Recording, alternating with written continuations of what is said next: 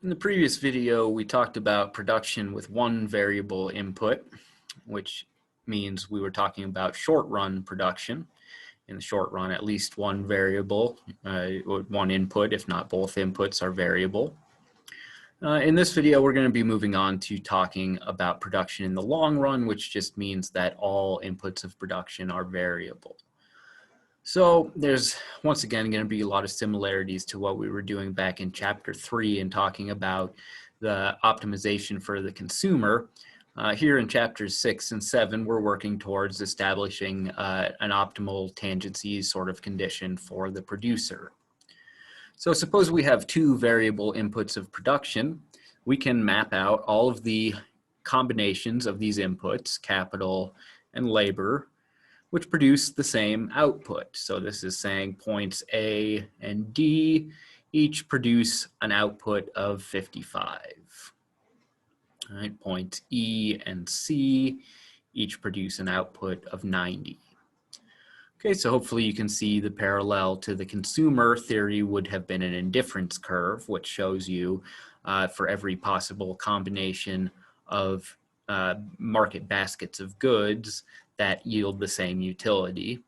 We have all of the possible combinations of inputs that yield the same output.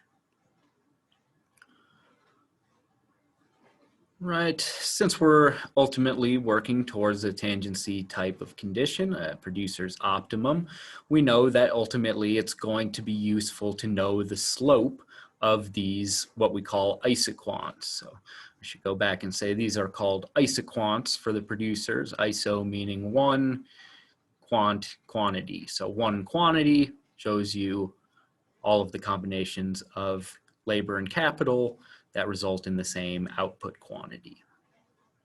Right, again, very similar to an indifference curve for a consumer. So we need to know the slope of this isoquant, or these field of isoquants. We know that slope is rise over run, so that's what this is showing right here.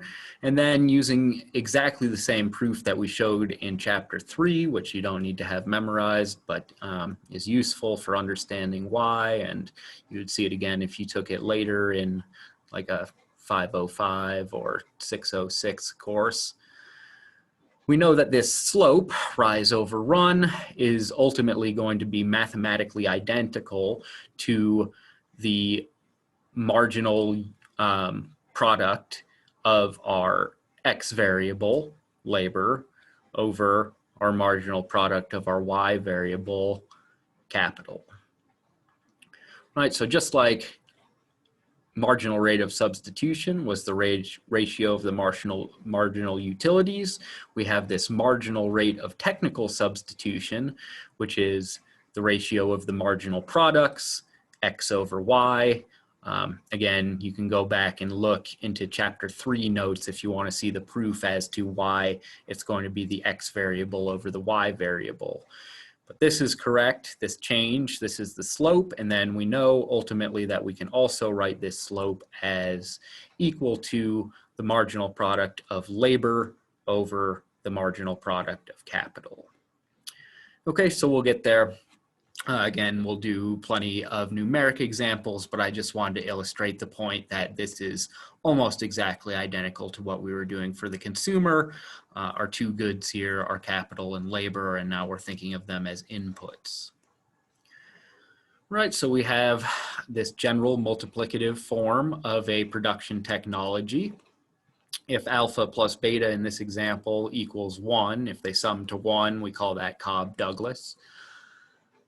Improvements in the technology would just show up as in the constant here. So the constant right now is 1. If it became 2 L to the alpha, K to the beta, that would represent an improvement in technology. So improvements in technology just shows up as another, as a multiple or an increase in the constant in these production functions. We also have our cases of perfect substitutes and perfect complements, just like we had in the consumer case. So here, if we have a production function where L and K are perfect substitutes, that's going to produce these linear isoquants.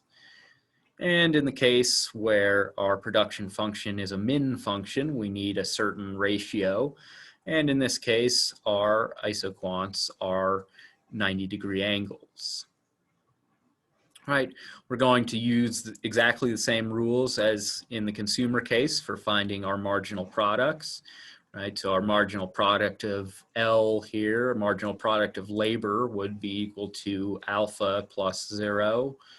Marginal product of capital would be 0 plus beta, just taking the derivative with respect to L and then with respect to K. So our MRTS is going to be a constant, alpha over beta. And here in the complements form, we know we need a certain ratio.